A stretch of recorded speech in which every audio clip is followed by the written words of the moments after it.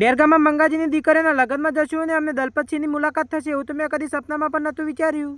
તો જય માતાજી મિત્રો, આપણા 365 દિવસના ડેલી વ્લોગિંગ જર્નીનો આજે છે 27મો દિવસ. આજે હમણાં વહેલા ઉઠીને અમારે જવાનું હતું ડેરગામે આવવાનું કારણ એ હતું કે મંગાજીની દીકરીનો આજે લગ્ન હતા, એટલે આપણે કંકોત્રી આવેલી હતી. ઘેરથી બાઇક છટકાઈ મેળ્યું હતું ડેર સાઈડ જવા માટે આવી જઈએ છીએ ડેર. ગોધરા આવીને ઉભા હતા ને એટલી જ વારમાં આપણને બે ખાસ મિત્રો મળી જાય છે. ડેરગામના ગોધરા આવીને આપણે જોઈએ છીએ તો બંને જોનો આવી ગઈ હતી અને મંગાજીએ મહેમાનો માટે ગામના ગોધરે જોરદાર ખાટલાની સુવિધા કરી હતી. ત્યાર પછી ગોધરેથી આપણે અંદર સાઈડ જવા લાગીએ છીએ અને અમે બધા લોકો અંદર સાઈડ જતા હતા અને અમને જોવા મળી જાય છે અને આમનું ઇન્ટ્રોડક્શન આપવાની મારે જરૂર નથી. તો મિત્રો તમે લોકો ફટાફટ આમનું નામ અને આઈડી મેન્શન કરી દેજો કમેન્ટમાં. દલપતસિંહની મુલાકાત લઈને પછી અમે હેડી નીકળી છીએ અમારા મકસદ ઉપર. આપણે ચોક પ્રસંગમાં જાવ એટલે પહેલો ધંધો આપણો હાર્યો જ હોય.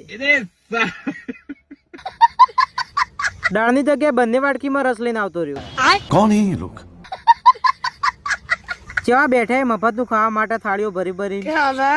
अबे साले. ત્યાર પછી શાંતિથી જમવાનું જમીને વડીલોની મોજ બેઠી હતી ત્યાં અમે લોકો આવી જઈએ છીએ અને મોજમાં વડીલોની સંખ્યા ખૂબ જ હતી. ત્યાર પછી અમે લોકો બાઇક લઈને હેડી નીકળે છે ઘર સાઈડ જવા માટે અને જલ્દી ઘરે આવવાનું કારણ એ હતું કે અમારે બાજરીવાળા ખેતરમાં બાજરી ભેગી કરવા માટે જવાનું હતું. ખરા તડકાના પછી અમે આવી જઈએ છીએ અમારા ખેતરમાં. જેમ તેમ કરીને થોડા ઘણા ધોળા થઈએ છીએ ને પછી આવું આવું કોમ આવી જાય એટલે પાહા કાળા થઈ જઈએ.